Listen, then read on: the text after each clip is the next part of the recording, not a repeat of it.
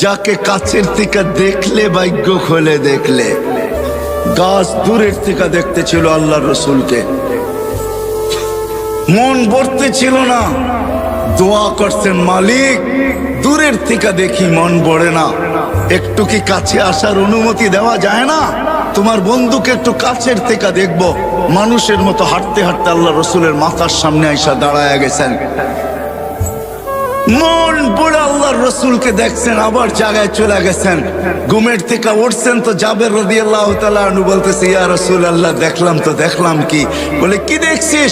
বলে ওই গাছ মানুষের মতো হাঁটতে হাঁটতে আসছে, আপনার মাথার কাছে দাঁড়ায়া আবার মানুষের মতো হাঁটতে হাঁটতে চলে গেছে।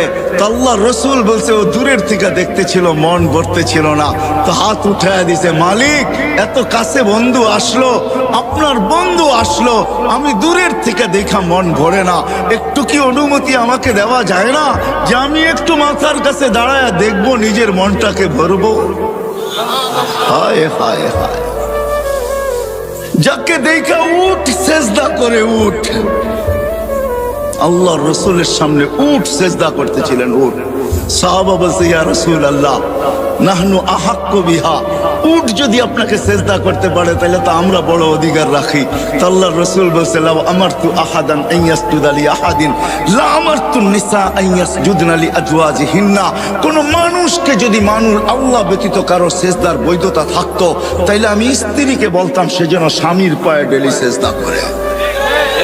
না না, উট করছে বিদায় তোমরা করতে পারবে তা হবে না, তোমাদের সেজদা একমাত্র আল্লাহর জন্য হবে। হায় আমি কতটুকু বুঝাবো আর।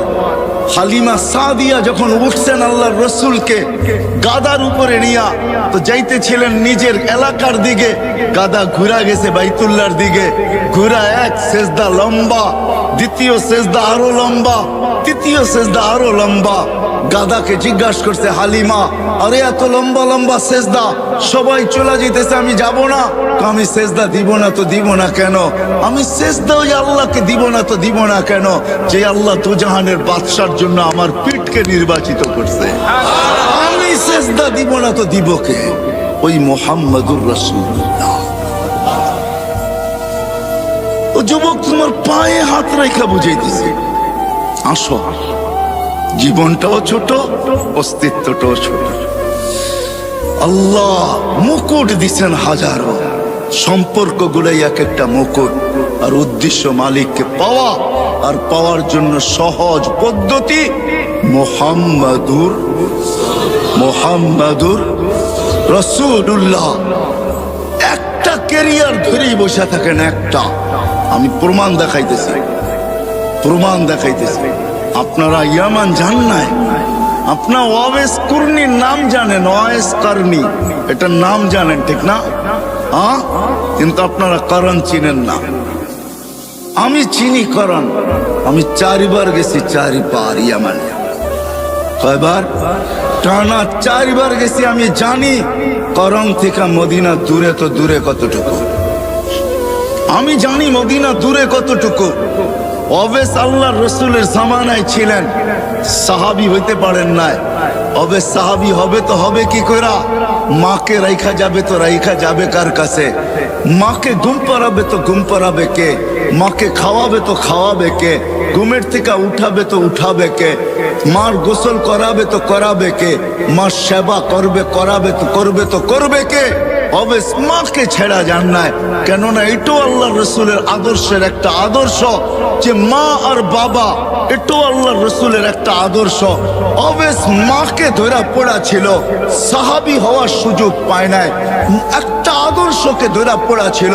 বিদায় আল্লাহ অবেসকে চমকাইছে এতটুকু, বলছে বন্ধু অবেস সাহাবি হইতে পারে নাই, কিন্তু আমি আপনাকে বলতেছি বলা যান যে অবেসকে পাবে সে যেন আপনার উম্মতের জন্য অবেসের হাত দুটা উঠাইতে বলে, কেননা অবেস হাত উঠাইতে দেরি, আমরা কবুল করতে দেরি করি না। কেননা অবেস আপনার একটা আদর্শ নিয়ে পড়া আছে, মা মা মা, মাকে ছেড়া যাবো তো যাবো কি করে? একদিকে সাহাবিয়ার টানতেছে, একদিকে আল্লাহর রসুলের দিদার টানতেছে, একদিকে সাহাবি হওয়ার কি সৌভাগ্যকে নেওয়া টানতেছে, আরেকদিকে বলতেছে মা নবীর আদর্শ রেখা যাইতো যাই কি কইরা সাহাবী হইতে পারেন না। আল্লাহ রসুল বলছে ওমর কেউ পাবে না কিন্তু তুমি পাবে, আলী কেউ পাক আর না পাক তোমরা দুইজনে পাবে। যখনই অবেশকে পাবে তো বলবে আমাদের জন্য যেন হাত উঠায়া দেয়, আমার উম্মতের জন্য যে হাত উঠায়া দেয়, আর তোমাদের জন্য দোয়া করায় নিবে। আর রাখো আমার এই জুব্বা, অবেশকে পাইলে আমার জুব্বা অবেশকে পড়ায়া দিবে। এক আদর্শ নিয়েছিলেন। চলেন, এটা এত আশ্চর্যজনক না। আশ্চর্যজনক তো সামনেরটা। অবেশকে যেদিন মার সেবার বদলা দিবে আল্লাহ, জান্নাতের গেটে দাঁড় করায় দিবে। অবেশ যখন জান্নাতে ঢুকতে থাকবে তো আল্লাহ থামায়া দিবে আর বলবে অবেশ আজকে জান্নাতি দোজখী সবাইকে আমি দেখাইতে চাই, তুমি যে আমার নবীর একটা আদর্শ নিয়ে পড়া ছিল, সাহাবী হইতে পারো না, তাবেই হইছো, ওই মার সেবার বদলা আজকে জান্নাত জাহান্নাম সবাইকে দেখাবো। কি দেখাবেন? তো আল্লাহ ঘোষণা দেয় অবেশ জাহান্নামে যার উপরে তুমি আঙ্গুল উঠাবে তোমার আঙ্গুলের ইশারায় তাকে আমি জান্নাতে দিব। অবেশ আঙ্গুল উঠাইতে থাকবে, কাতারে কাতার জান্নাতে যাইতে থাকবে। আল্লাহ রসুল আরবের এক কবিলার নাম নিছেন যে এই কবিলার সমপরিমাণ লোক জান্নাতে যাবে। কসম খোদার, আল্লাহ রসুলের একটা কেরিয়ার ধরা পড়া থাকে, একটা আদর্শ ধরা পড়া থাকে, একটা আদর্শ, একটা কেরিয়ার, একটা লাইফ স্টাইল নিয়ে পড়া থাকো যুবক। কসম খোদার, এটা তোমাকে জান্নাতে নিবেই নিবে, নিবেই নিবে, নিবেই নিবে। আমি যুক্তি দিয়া বুঝাইলাম হাদিস, আর আর হবে না কেন?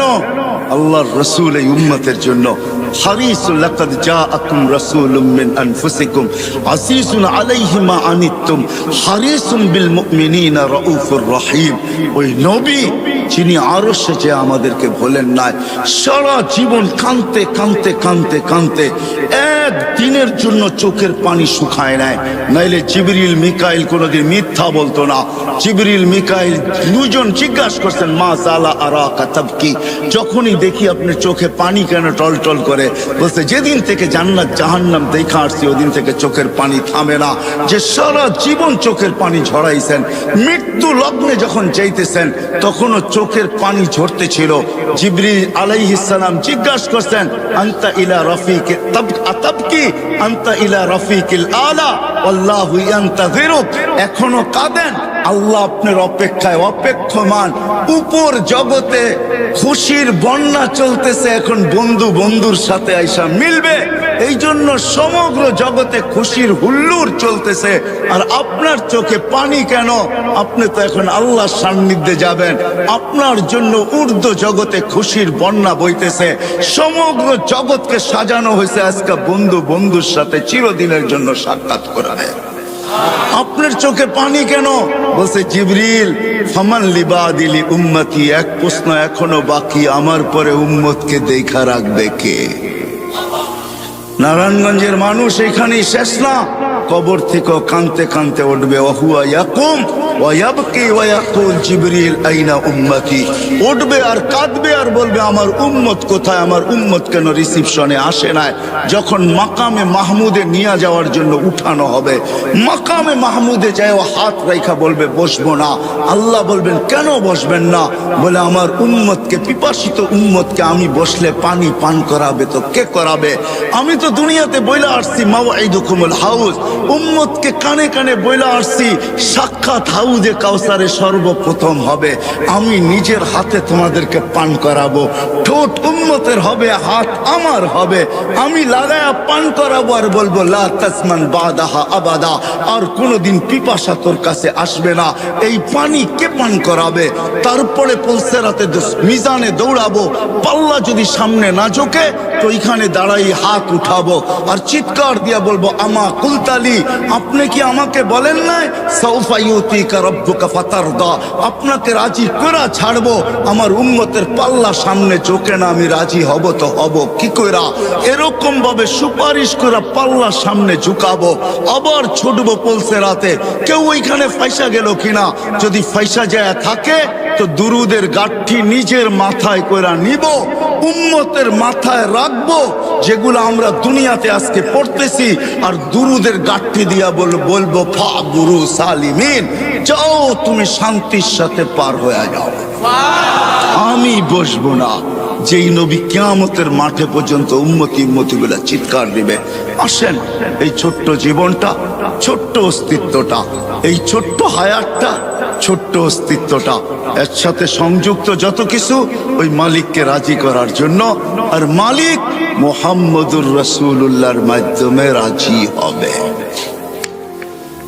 এই জন্য পাক্কা ওয়াদা করি আজকে যে না, ওয়াদ যদি আমার বুঝে আইসা থাকে, দিলে লাগা থাকে, আমি যুবকদেরকে বলবো নবীর আদর্শে আদর্শবান হব, নবীর আদর্শ শিখবো, নবীর কেরিয়ার শিখবো, নবীর লাইফ স্টাইলকে নিজের লাইফ স্টাইল বানাবো। ওয়াদা পাক্কা, বিলকুল। আল্লাহ কবুল করুক। কিন্তু নবীর আদর্শের ভিতরে, নবীর আদর্শের ভিতরে সবচেয়ে বড় আদর্শ যেটা দুনিয়াতে আসতে দেরি, ওই আদর্শের মেসেজ আমাদেরকে দিতে দেরি করেন নাই। আর যেদিন দুনিয়ার থেকে যাইতেছিলেন ওই দিন এই চিৎকার দিতে দেরি করেন নাই, আসসালা আসসালা ওয়া মা মালাকাত আইমানুকুম। আইসো নামাজের মেসেজ দিছেন, যাওয়ার সময় নামাজের মেসেজ দিতে দিতে গেছেন। ওই নামাজ নবীর আদর্শের সবচেয়ে বড় আদর্শ। নামাজের চেয়ে বড় কোনো আদর্শ নাই। এই জন্য আজকে ওয়াদা করব যে আজকের থেকে নামাজ কোনো অবস্থায় ছাড়ব না। পাক্কা? আল্লাহ কবুল করুক। নামান। কিন্তু আমি নারায়ণগঞ্জের যুবকদেরকে এটাও বলবো, আপনি ছাড়তে পারেন, তুমি ছাড়তে পারো, মা বোনদেরকেও বলতেছি ছেড়া দিতে পারেন। কিন্তু একটা কথা শুনতে হবে, আব্দুল কাদের জিলানী যদি না লিখতেন আর উনি যদি না বলতেন, আমি কোনোদিন বর্ণনা করতাম না। আব্দুল কাদের জিলানী রহমতুল্লাহ আলাইহি লেখছেন, শুকর সকালবেলা উঠা আল্লাহকে বলে লাকাল হামদ খালাকতানি আবতারা খালকিক, ও মালিক সৃষ্টির ভিতরে আমি সবচেয়ে নিকৃষ্ট, তারপর তোর প্রশংসা। কিন্তু মালিক আমি নিকৃষ্ট হইলে হবে কি, আমার চোখেও আমার চেয়ে একজন বেশি, আমার চোখে আমার চেয়েও একজন নিকৃষ্ট আছে। আল্লাহ জিজ্ঞাসা করে, কে? তোমার চোখে তোমার চেয়ে নিকৃষ্ট? বসে যাকে তুমি 5 বেলা ডাকো তারপরও আসে না, ও আমার চোখে আমার চেয়েও নিকৃষ্ট। তো শুকর আল্লাহকে লজিক দেয়, লজিক। কেননা আমি মরবো, একদিন আসবে আমি মাটি হয়ে যাব। কিন্তু যাকে তুমি 5 বেলা ডাকো আর ও আসে না, উকুদুহান নার, ও তো জাহান্নামের ইন্ধন হবে। বিদায় ও আমার চোখে আমার চেয়েও নিকৃষ্ট। বিদায় আমি সবার কাছে হাত জোড় দরখাস্ত করতেছি, যতদূর আমার আওয়াজ চায়, যে আমার কথা শোনা থাকে বা শুনতেছে, আপনি নামাজ ছেড়া দিতে পারেন। যুবক তুমিও পারো, নারী মা বোন আপনারাও পারেন, কিন্তু বাইবা নিবেন শুকরের চোখে আমি যাব তো যাব কোথায়? এই জন্য হাত জোড় দরখাস্ত, নামাজ কোনোদিন ছাড়বো, কোনোদিন ছাড়বো। আজকে থেকে নবীর আদর্শ শিখব এবং নিজের ক্যারিয়ার শিখব, লাইফ স্টাইলকে লাইফ স্টাইল বানাবো। কিন্তু শিকার ক্ষেত্র পাবো তো পাবো কোথায়? হইতে পারে আজকে তো দুনিয়া বলে, এক সময় বলতো দুনিয়া যে দুনিয়াটা হাতের মুঠায়, এখন দুনিয়ালারা বলে দুনিয়াটা আঙ্গুলের মাথায়, ঠিক না? টাচ করতে দেরি, পাইতে দেরি হয় না। না না না, এটা সঠিক পদ্ধতি না যে আপনি সবকিছু নেট থেকে সংগ্রহ করবেন। কেউ যদি বলে এটাও তো একটা প্রযুক্তি, মানি আমি এটা প্রযুক্তি, তাতে কিছু আসে যায় না। কিন্তু এটা নেটের থেকে না। আপনি নেটের থেকে পাইলো, কিন্তু আপনি হাইটা আসার ফজিলত পাবেন তো পাবেন কোথায়? একজন আলেমকে জিজ্ঞাসা করার ফজিলত পাইবেন তো পাইবেন কোথায়? ওনাকে দেখার ফজিলত পাইবেন তো পাইবেন কোথায়? ওনার সোহবতে অতক্ষণ সময় বসার ফজিলত পাবেন তো পাবেন কোথায়? সময় নাই আমার, নাইলে আমি দেখাইতাম যে এক একটা কত ফজিলত রাখে। চলেন একটাই শুনানি। জান ওলামা আছে, কিতাবের নাম বলে দিতেছি, লুবাবুল হাদিস আলা কাউলিল হাসিস, জালালউদ্দিন সুয়ুতি রহমতুল্লাহ লেখা, ইবনে মাজাহ শরীফ সিয়াসাত, তার এক কিতাব। আল্লাহ রসুল এটাও বলছেন যে হক্কানি আলেমদের জিয়ারত করলো সে যেন আমার জিয়ারত করলো। আরেক রিওয়ায়াতে আছে হাইয়ান, আমাকে জীবিত দশায় দেখলে যেরকম জিয়ারত হতো ওরকম জিয়ারত যেন তার সওয়াব সে পাবে। বিদায় আপনি নেটের থেকে এটা পাবেন তো পাবেন কোথায়? ঠিক না? কই পাবেন? এই জন্য শেষ কথা, আসেন এতগুলা মসজিদের উলামায়ে কেরাম আপনাদেরকে জমা করছেন আর সবাই হক্কানি আলেম, এদের কাছ থেকে নবীর জিন্দেগি শিখি, লাইফ স্টাইল শিখি, আল্লাহকে রাজি করি, মনের আশা আল্লাহ পুরা করবে, এটা আল্লাহর ওয়াদা। কেননা আল্লাহ ওইখানে যদি পুরা করে, মা তাস্তাহি বলছেন আল্লাহ কোরআনে, মা তাস্তাহি আনফুসুকুম, মনটা এইখানেও যেরকম ওইখানে ওরকমই থাকবে। বোঝা গেল মনের আশা আল্লাহ পুরা করবে। আল্লাহ আমাদের সবাইকে আমল করার তৌফিক দান করেন। ওমা আলাইনা ইল্লাল বালা। আমাদের অস্তিত্বটাও ছোট, 6 ফিট 6.5 ফিট, এটা হলো আমাদের অস্তিত্ব। 7 ফিটের খুব কমই লোক এখানে পাওয়া যাবে যারা একত্রিত হয়েছি। মনে হয় না কেউ 7 ফিট হবে, বেশির থেকে বেশি 6.5 ফিট, 6.25 ফিট। তো অস্তিত্বটাও কিন্তু আমাদের ছোট। আমার কথা বোঝেন তো? সুরটুর কিন্তু হবে না, এটা আগের থেকেই বুঝা বসতে হবে যে খুব সুর হবে। সুর আমার কাছে নাই, কোত্থেকে দিব? বিদায় এরকম কথা হবে, দিলের কানে শুনলে আশা করি বুঝে আসবে। অস্তিত্বটা আমাদের অনেক ছোট, 6 ফিট 6.5 ফিট 6.25 ফিট, কিন্তু 7 ফিট খুব কম।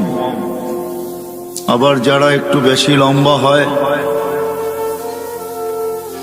এরকম লোকের সংখ্যা খুব কমই।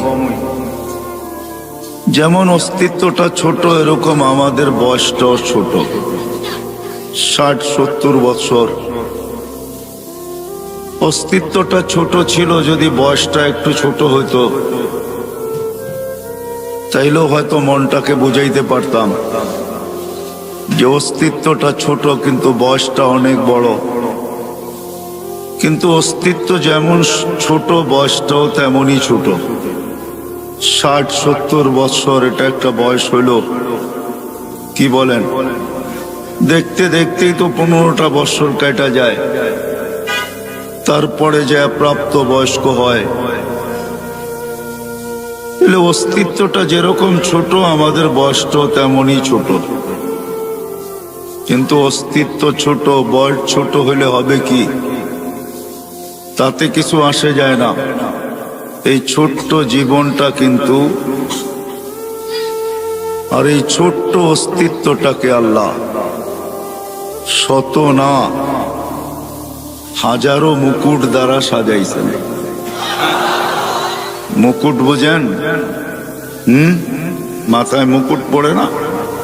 আল্লাহ কিন্তু মুকুট দ্বারা সাজাইছেন।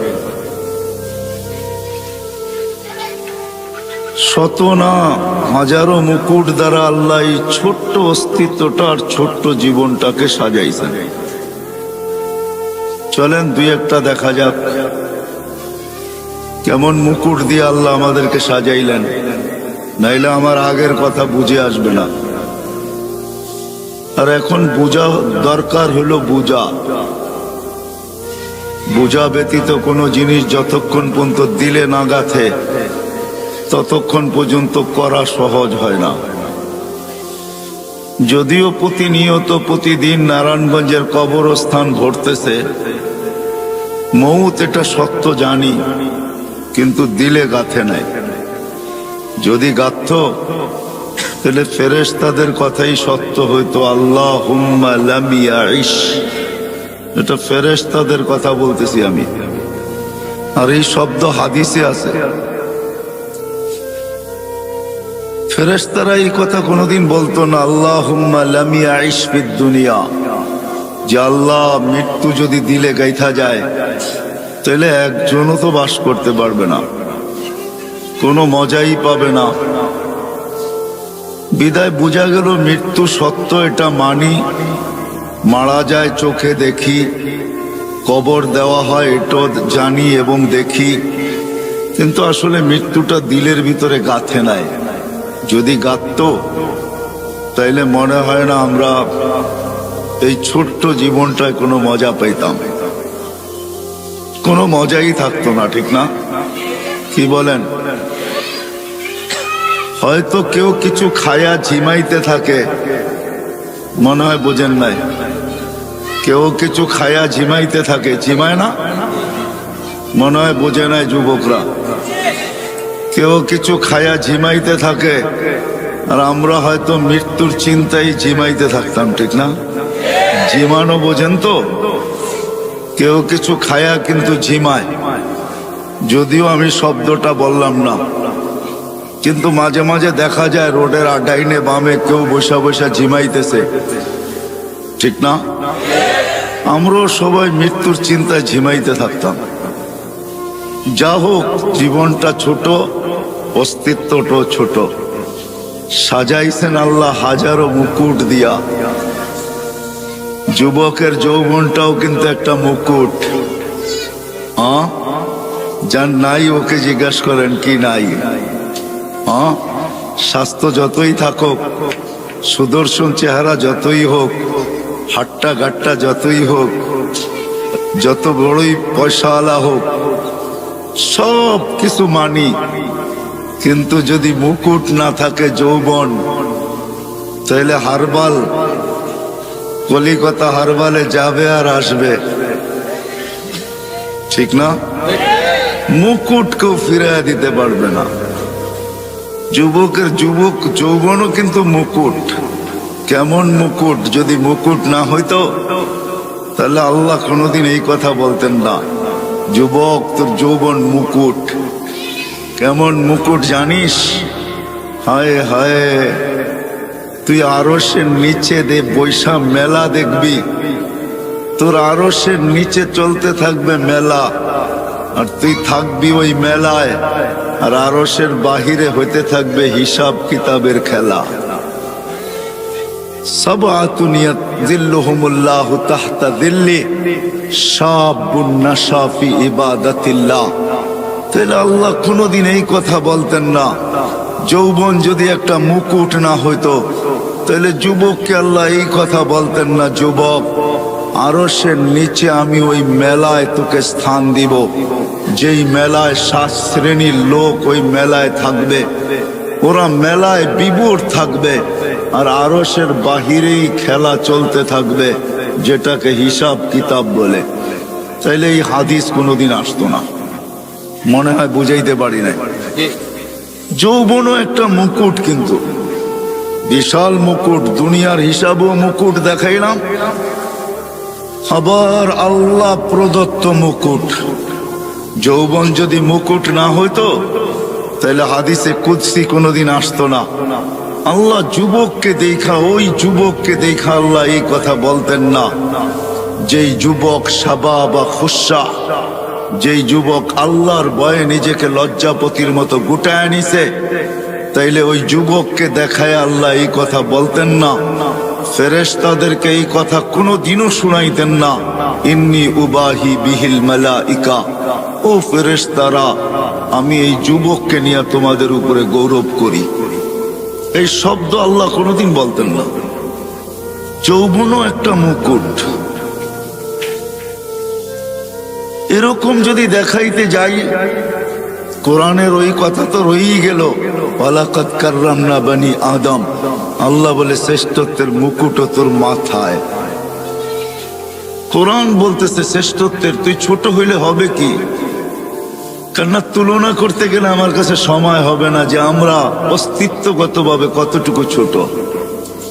জিবরিল আলাইহিস সালামের সাথে তুলনা চলবে না আমাদের, কেননা ফাইদা রাসুহু ফাওকা সাবঈ সামাওয়াত, ওনার মাথা 7 আকাশের উপরে, রিজলুহু তাহতাস সারা, পাও 7 জমিনের নিচে, সিত্তুমিয়াতু জানা, 600 ডানা, লাউ কাশাফা জানাহাই লাগাত্তাল মাশরিক ওয়াল মাগরিব, 2 ডানা প্রসারিত করলে 2 সীমান্ত ঢেকা যায়। ওটার সামনে তো আপনার আমার কোনো তুলনাই নাই, বিধায় ওনাকে দিয়ে আমাদেরকে তুলনা করলে চলবে না। কোনো পার্সেন্টেজ নাই। জমিনেরটা দিয়ে আমাদেরকে তুলনা করতে হবে।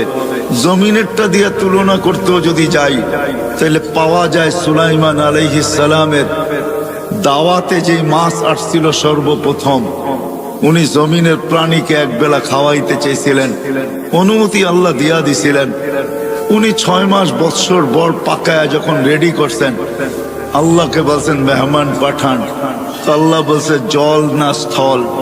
বলছে জল আগে পাঠান, স্থলের মানুষগুলা তো বাড়ির মানুষই, ওরা পরে খাবে না। তো আল্লাহ জলের থেকে একটা মাছ পাঠায়া দিছিলেন শুনছিলাম। মাছ এসা সালাম দিয়া বলছে আল্লাহর নবী আজকে তো আপনারই মেহমান। বলে বিলকুল। বলে খাওয়া রেডি? বলে বিলকুল রেডি। তো খাইতে শুরু করছেন, যা পাকাইছেন 1 বছর পর্যন্ত জিন ইনসান দিয়া সব খাইছেন।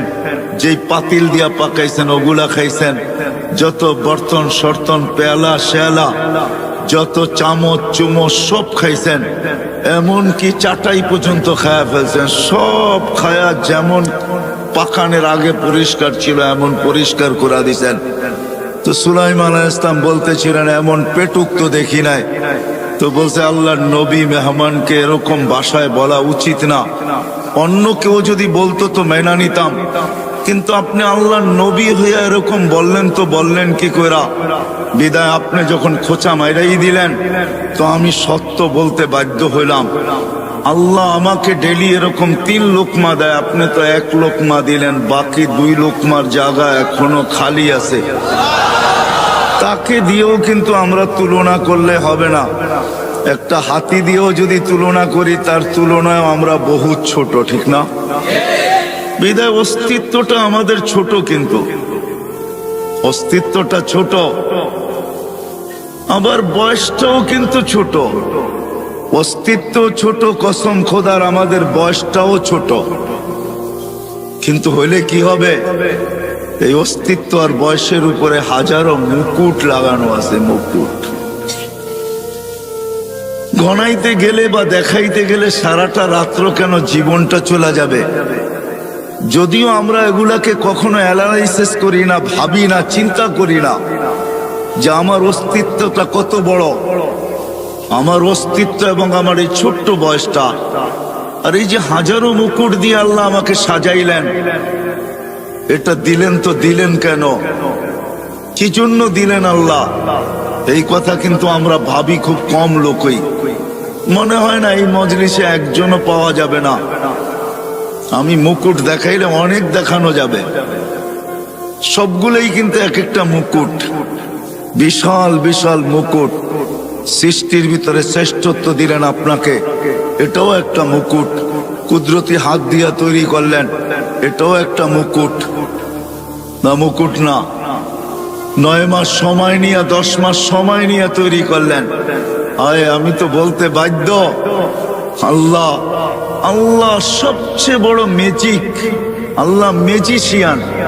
আল্লাহ সবচেয়ে বড় ম্যাজিক হলো আপনি আর আমি। মানুষের চেয়ে বড় কোনো ম্যাজিক নাই। ছোট্ট একটা উদাহরণ দিলে বুঝে আসবে কিনা জানি না। যদি এই ময়দান কেন, বাংলাদেশের বিশাল থেকে বিশাল ময়দান যদি নেওয়া হয় আর সমগ্র দুনিয়ার চোখের ডাক্তারদের যদি ডাকা হয় আর সবার সামনে যদি একটা ছোট্ট প্রশ্ন রাখা হয় যে 100 বৎসর আপনাদের গবেষণা চলতেছে ছোট্ট একটা চোখ নিয়া, আপনি গবেষণায় কতটুকু অগ্রসর হইলেন আর কতটুকু অগ্রসর হওয়া বাকি আছে, তাহলে কসম খোদা সারা দুনিয়ার ডাক্তার এই কথা বলবে। সারা দুনিয়ার ডাক্তার এই কথা বলবে যে গবেষণা করতেছি এটা জানি, কিন্তু কতটুকু পৌঁছতে পারলাম আর কতটুকু বাকি আছে, সারা দুনিয়ার ডাক্তার বলবে এটা আমাদের জানা নাই। যে আল্লাহ ছোট্ট একটা চোখে এরকম ম্যাজিক ফিট করতে পারে, ওই আল্লাহ কিরকম?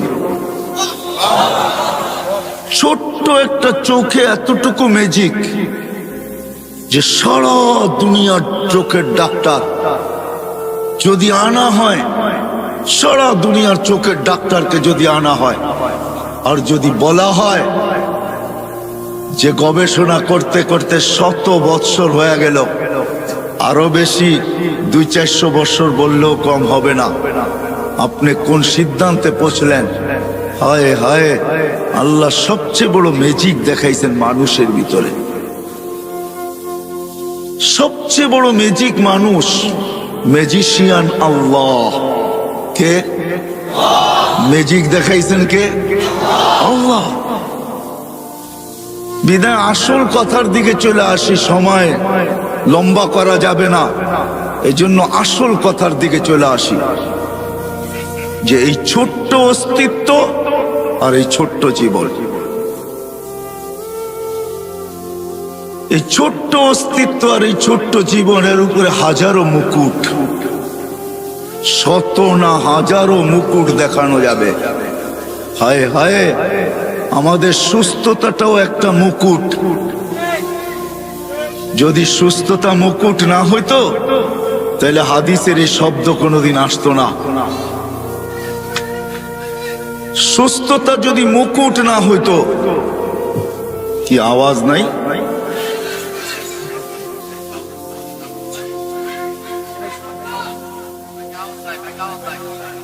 সুস্থতা যদি মুকুট না হইতো, সুস্থতা একটা মুকুট। আরে আজিজও, আওয়াজ হবে কোত্থেকে? নিয়ে আসছেন লিপ টাচ।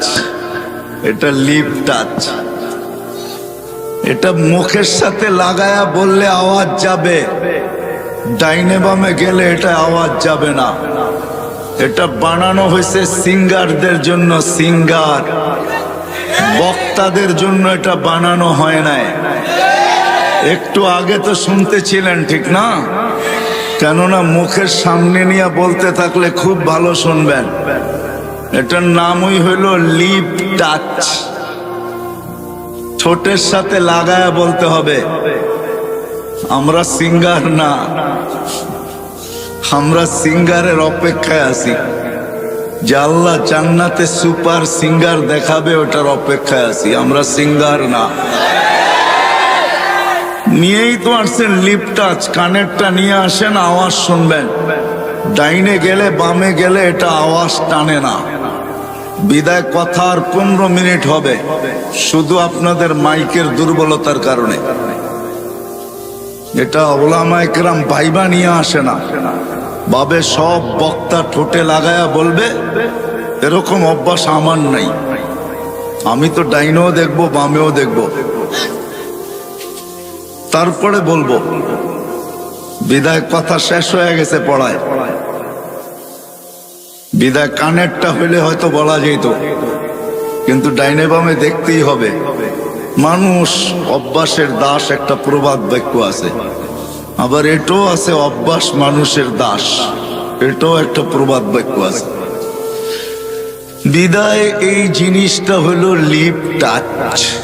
এখন শোনা যায়? হ্যাঁ, এখন শোনা যাবে। যা হোক, কথার শেষ জায়গায় চলে আসছি আমি। এই ছোট্ট অস্তিত্বটা আর এই ছোট্ট জীবনটা আর এই শত না হাজারো মুকুটের উপরে 2-4টেই দেখাইলাম। যুবকের যৌবন মুকুট, সুন্দরীর সৌন্দর্য মুকুট। আমাদের প্রত্যেক ব্যক্তির কাছে যা আছে প্রত্যেকটাই এক একটা মুকুট। সব কিছু দিছেন একমাত্র আল্লাহকে রাজি করার জন্য, আল্লাহকে পাওয়ার জন্য, আল্লাহকে খুশি করার জন্য, আল্লাহকে সঙ্গে নেওয়ার জন্য, আল্লাহকে পক্ষে নেওয়ার জন্য।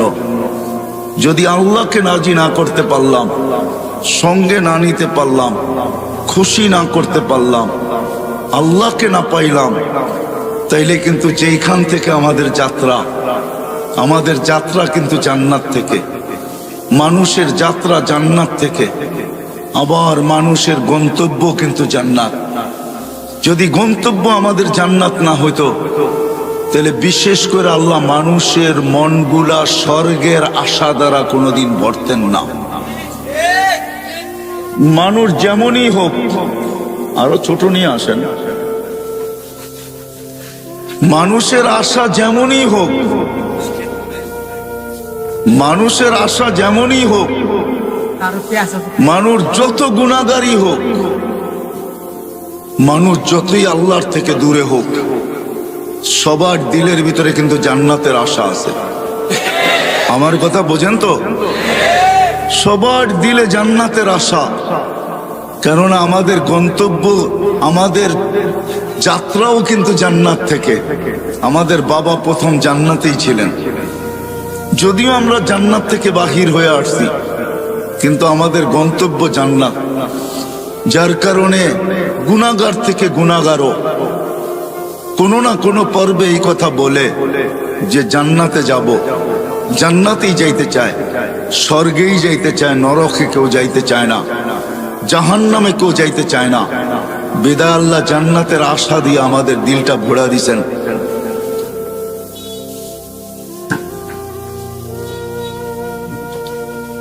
জান্নাতের আশা দিয়ে আল্লাহ আমাদের দিলটাকে ভরা দিছেন।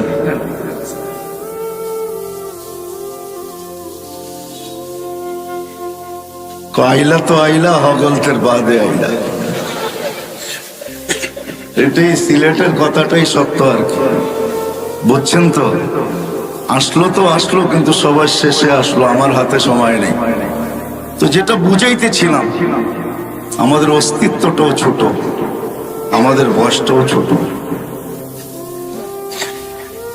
হাজারো রত্ন দ্বারা বা হাজারো মুকুট দ্বারা আমরা সাজানো, প্রত্যেকটা এক একটা হাদিস দিয়া পাট পাট দেখানো যায়। বলতেছিলাম সুস্থতাটাও একটা রত্ন, একটা মুকুট। না হইলে হাদিসে এই কথা কোনোদিন আসতো না, আল্লাহ কোনোদিন এই কথা বলতেন না। অসুস্থ ব্যক্তি যখন, মানুষ যখন অসুস্থ হয়, তা আল্লাহ চিৎকার দিয়া বলতে থাকে, উক্তুব আমালাল্লাযী কানা ইয়ামালু ফিস সিহা। সুস্থ অবস্থায় বান্দা বান্দি যে আমল করতে, ওটাকে লিখতে থাকো। তো ফেরেশতা বলে, আল্লাহ কেন লিখবো, কেন লিখবো?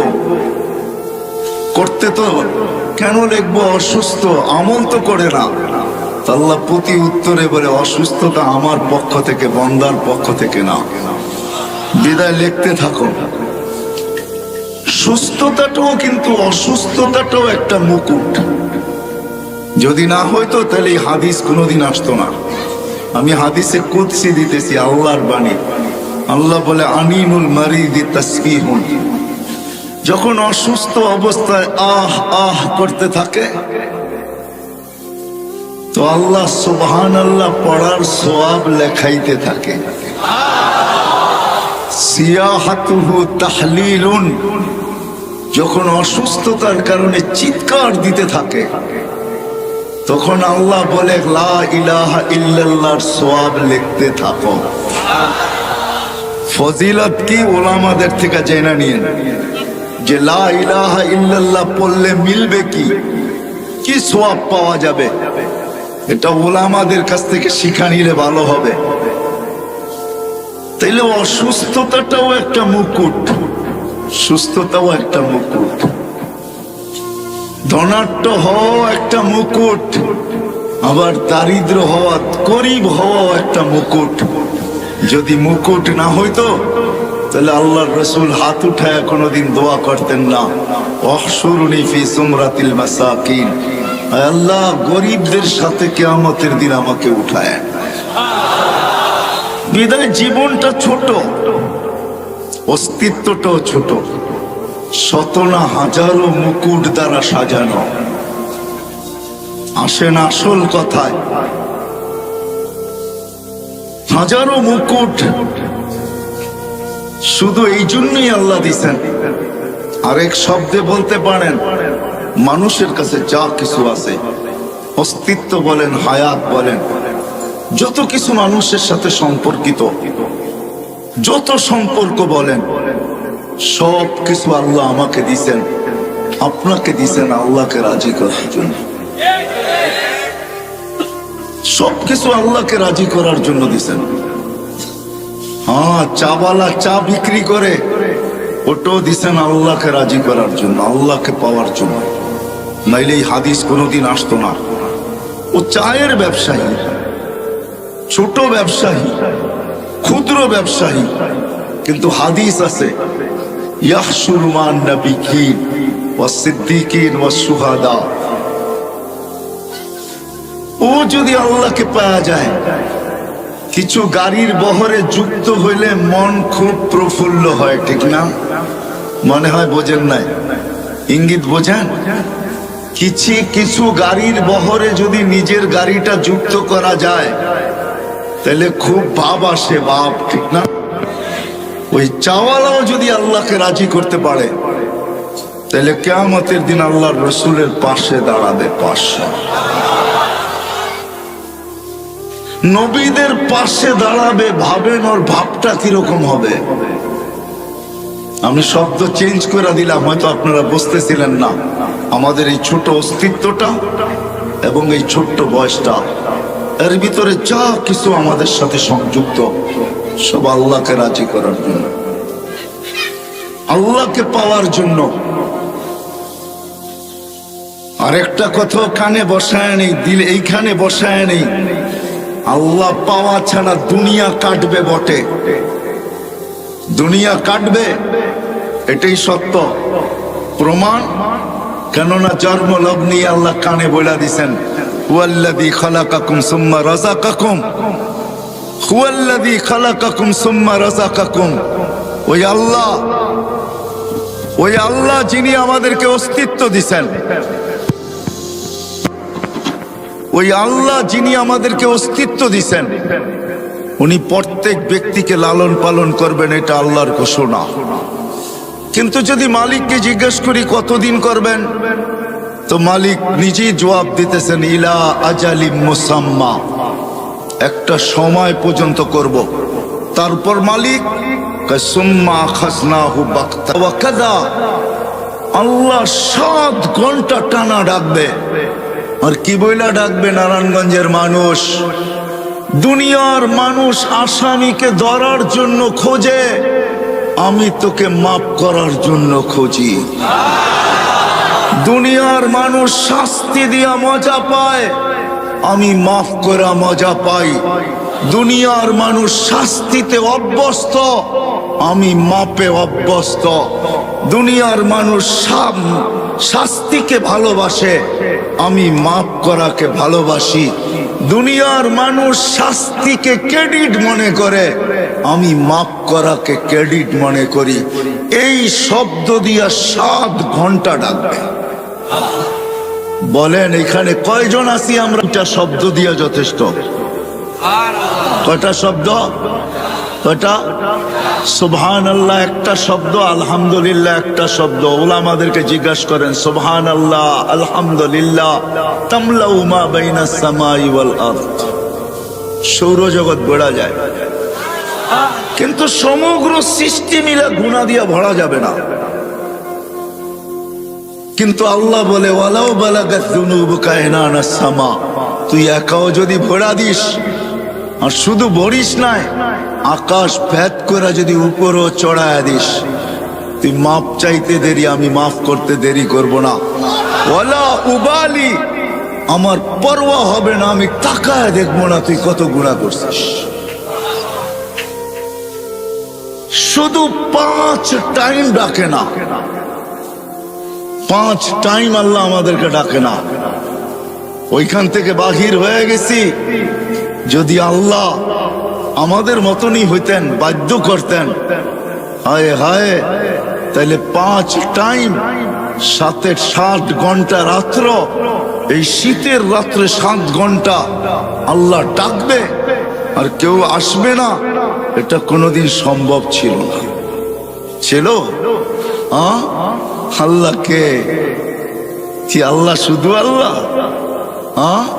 আল্লাহকে রফা আস-সামা বিগাইরি আমাদ, আল্লাহ উনি যিনি খুঁটি ছাড়া আকাশকে দাঁড়া করাইছেন। আল্লাহকে বাসাতাল আরদা আলা মাইল জামাদ, যে পানির উপরে জমিনকে বিছাইছেন। আল্লাহকে জাআলাল জিবালা আওতাদা, যে পাহাড়কে প্যারাক বানায় দিয়েছেন, উনি আল্লাহ। শুধু পাহাড়কে প্যারাক বানান নাই, 99টা পদের মালিক যিনি আল্লাহ, উনি ডাকে। কিন্তু সাড়া দেয় তো দেয় কয়জন? কয়জন আমরা সাড়া দেই? আল্লাহ কিচ্ছু বলেন না, কেন আল্লাহ জানেন সীমা রেখা তোমাকে দেওয়া আছে, আসতে দেরি, তোমাকে উঠাইতে দেরি করব না। বিদায়ী ছোট্ট অস্তিত্ব আর ছোট্ট জীবনটা, এর সাথে সংযুক্ত যা আছে সব দিছেন মালিককে রাজি করার জন্য।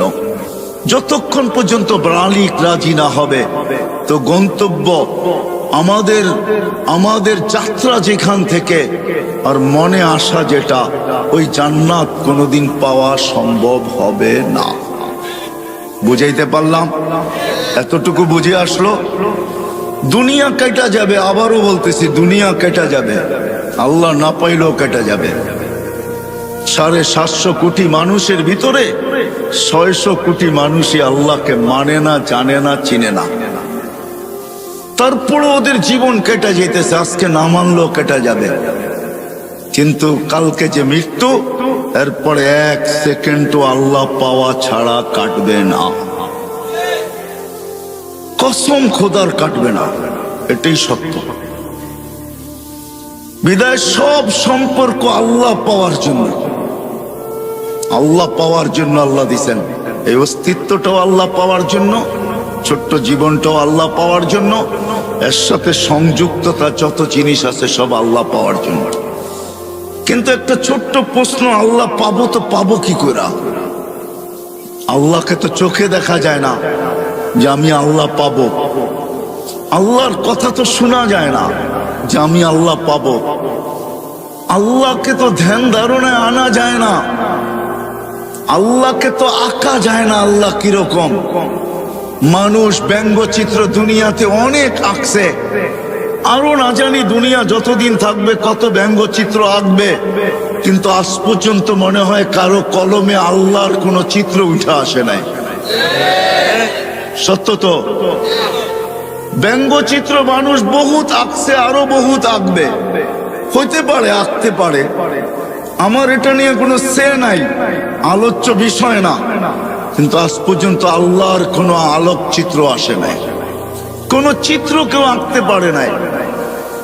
এটাই আল্লাহকে ধ্যান ধারণায় আনা যায় না, বর্ণনা দিয়া শেষ করা যায় না। শেষ করবেন কি করে? দুনিয়ার পদগুলা সীমিত, আল্লাহর কোনো পদের সীমা রেখা নাই। কোনো আলেম বলতে পারবে না আল্লাহ তো আল্লাহর জাতি নাম, এটা আল্লাহ, এটা পার্সোনাল নাম, এটা আল্লাহর পদ না, এটা হলো জাতি নাম। আল্লাহ পদ সামনে বলতেছি, রহমান এটা হলো আল্লাহর একটা পদ, আল্লাহর একটা সিফত। এটা শুরু কোথায় শেষ কোথায় দুনিয়ার কেউ জানে না, এমনকি জিবরিলও জানে না, মিকাইলও জানে না, ইসরাফিলও জানে না, মালাকুল মউতও জানে না, হামিলিনে আরশও জানে না, কোন নবী জানে না, কোন রসুল জানে না, এমনকি মুহাম্মদুর রাসূলুল্লাহ পর্যন্ত জানেন না। কোন আলেমও বলতে পারবে না যে এটা শুরু কোথায় শেষ কোথায়, বলা যাবে? হ্যাঁ, তো আল্লাহ তো একটা পদের মালিক না, রহমানও একটা পদ, রহিম, মালিক, কুদ্দুস, সালাম, মুমিন, মুহাইমিন, আজিজ, জব্বারুল মুতাকাব্বিরুল খালিকুল বারিউল মুসাব্বিরুল গফফারুল কহারুল ওয়াহাবুর রাজ্জাকুল ফাত্তাহুল আলিমুল কাবিদুল বাসিতুল খাফিদুর রাফিউল মুইজ্জুল মুযিল্লুস সামিউল বাসিরুল হাকামুল আদলুল লতীফুল খবীরুল হালিমুল আযীমুল গফুরুশ শাকুরুল আলিকুল কবীরুল হাফিজুল মুকিতুল হাসিবুল জলিলুল করিমুল রকিবুল মুজিবুল ওয়াসি আল হাকিমুল ওয়াদুদুল মজিদুল বাঈসুশ শাহীদুল হকুল ওয়াকিলুল কবিয়ুল মতিনুল আলিকুল হামিদুল মুসি আল মুবদি আল মুঈদ আল মুহয়ি আল মুমিত আল হাইয়্যু আল কাইয়্যুম আল ওয়াজিদ আল মাজিদ আল ওয়াহিদ আল আহাদ আল সামাদ আল কাদির আল মুক্তাদির আল মুকদ্দম আল মুআখ্খার আল আউয়াল ওয়াল আখির আল যাহির ওয়াল বাতিন আল ওয়ালি আল মুতাওয়ালি আল বাররু তাওয়াবুল মুনতাকিম আল আফু আল রাউফ মালিক আল মুলক যাল জালালি ওয়াল ইকরাম আল মুকসিত ওয়াল জামি ওয়াল গানি আল মুগনি আল মানি আল দার আল নাফি আল নূর আল হাদি আল বদি ওয়াল বাকি আল ওয়ারিস ওয়াল রশিদ আস সাবুর। 99টা পদের মালিক আল্লাহ। ওই আল্লাহকে রাজি করবো তো করবো কি কইরা? ততক্ষণ পর্যন্ত সম্ভব হবে না। কিন্তু প্রশ্ন উঠায় দিলাম আমি যে আপনাকে রাজি করব তো করব কি করে? তো আল্লাহ এটার সলিউশন দিতেছেন। নাইলে কোরআনে এই কথা আল্লাহ কোনোদিন বলতেন না। আল্লাহ সলিউশন দিতেছেন, মান আতা আর রাসূল ফাকাদ আতা আল্লাহ। আল্লাহ বলে আমার বন্ধুকে পাইলি আমাকে পাওয়া যাবে। আমার বন্ধু খুশি আমি খুশি, আমার বন্ধু পক্ষে আমি পক্ষে, আমার বন্ধু রাজি আমি রাজি, আমার বন্ধু খুশি তো আমি খুশি, আমার বন্ধু হা বলবে তো আমিও হা বলা দিব। শুধু হা বলবো না, যেখান থেকে যাত্রা যেটা বুকে আসা ওইটাও হাতে উঠায় দিয়া দিব। নাইলে কোরআন এই কথা কোনোদিন বলতেন না। সোয়া লক্ষর ব্যাপারে কোরআন এই কথাই বলছেন, কুল্লুন ওয়াদাল্লাহুল হুসনা। আল্লাহ বলে নবীজি সাহাবী আপনাকে রাজি করছে, আপনি এদেরকে শুনায়া দেন আমি শুধু রাজি না, প্রত্যেকের ব্যাপারে আমি জান্নাতের ওয়াদা দিলাম, জান্নাত দিয়া দিলাম। সাহাবারা আল্লাহর রাসূলকে রাজি করা, শুধু মডেল হন নাই, মডেল 1500 মেডেল দিছেন আল্লাহ ওনাদেরকে, মেডেল বুঝেন কয়শো? 1500। কোরআনে 1500 আয়াত আছে সাহাবাদের শানে, এক একটা মেডেল। বিদায় আমি কথার জায়গায় চলে আসছি, আল্লাহকে আল্লাহ রসুলকে রাজি করলে আল্লাহ রাজি হয়ে যাবে, এটি আল্লাহর কি ওয়াদা। বলে প্রমাণ, তাহলে এইখানেও হাজি আছে আমার পিছনে, এই দিকেও আছে হাজি। যারা আল্লাহ রসুলের কবর রওজায় জিয়ারত করেন, জিয়ারতের সামনে আল্লাহর রসুলের মাথার উপরে একটা আয়াত লেখা আছে, যেইখান থেকে ছিদ্রটা, ওই ছিদ্রটার উপরে একটা আয়াত লেখা আছে।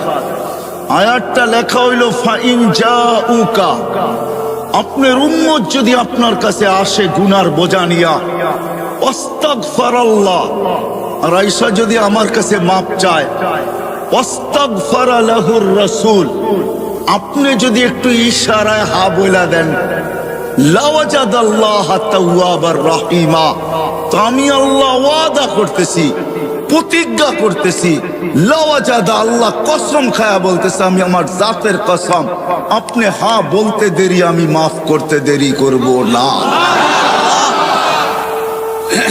তাহলে আমি আমার কথার জায়গায় চলে আসছি। ছোট্ট জীবন, ছোট্ট অস্তিত্ব, সম্পর্ক হাজারো, সবকিছুর উদ্দেশ্য আল্লাহ পাওয়া। আর আল্লাহ পাওয়ার জন্য সহজ মাধ্যম, সবচেয়ে সহজ মাধ্যম মুহাম্মাদুর রাসূলুল্লাহ সাল্লাল্লাহু আলাইহি ওয়াসাল্লাম। আল্লাহর রাসূলের গোলাম হইলেই হবে। বিদায় নারায়ণগঞ্জের মানুষ যদি বুকের আশাটা পুরা করতে চাই, যুবক তুমি যদি বুকের আশাটা পুরা করতে চাও, বুকের আশাটা পুরা করতে চাও, তাহলে আল্লাহর রাসূলের আমি দুই একটা কাহিনী দিব, যদি আপনাদের দিলে লাগে। ওই রাসূল যার পেশাব যদি ভুলে পান করে, পেশাব, উম্মে আয়মান আল্লাহর রাসূলের পেশাব ভুলে পান করে ফেলছেন। আল্লাহর রাসূল, বুখারীতে আছে, আল্লাহর রাসূল পেশাব করছেন রাত্রে কোন পাত্রে। উম্মে আয়মান পিপাসিত ঘুমের থেকে উঠছেন রাত্রে, পিপাসায় উঠায় ফেলছে, দেখছে সামনে পেলা আছে।